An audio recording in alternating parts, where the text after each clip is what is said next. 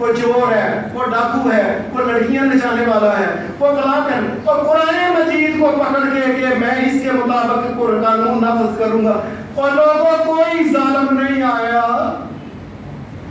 اللہ کا رحم کس طرح ہو؟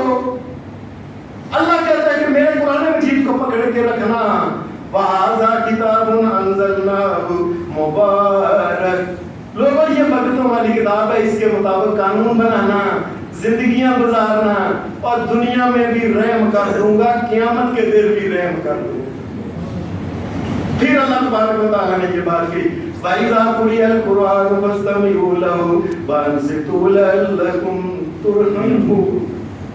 قرآن میں جب کہا ہے پڑھا جائے آرام سے دھیان سے سنا کرو، اور شاید یہ آگے سننے سے تمہارے اندر کی کایا پلٹ جائے، اور شاید اندر کا گناہ گار بندہ توبہ کر جائے، اور شاید تم اللہ کی طرف آ جاؤ۔ آؤ تو صحیح نا قرآن مجید کو کبھی، اور کتنے دنیا میں بندے ہیں جنہوں نے قرآن مجید پورا اپنے آپ کو، سب لوگ اللہ کی قسم دے کے کو کسی نے ایک مرتبہ بھی قرآن مجید کا ترجمہ پڑھا؟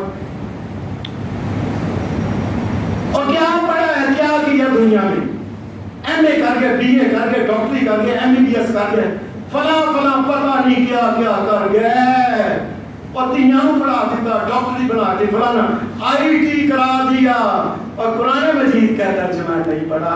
اور ایک دفعہ پڑھ کے تو میرے بندوں کو وانسیتو وہ چپ تو کرو، اور چپ کر کے اس کو پڑھ کے دیکھو، فَاسْتَمِعُوا لَهُ وَأَنصِتُوا لَعَلَّكُمْ تُرْحَمُونَ۔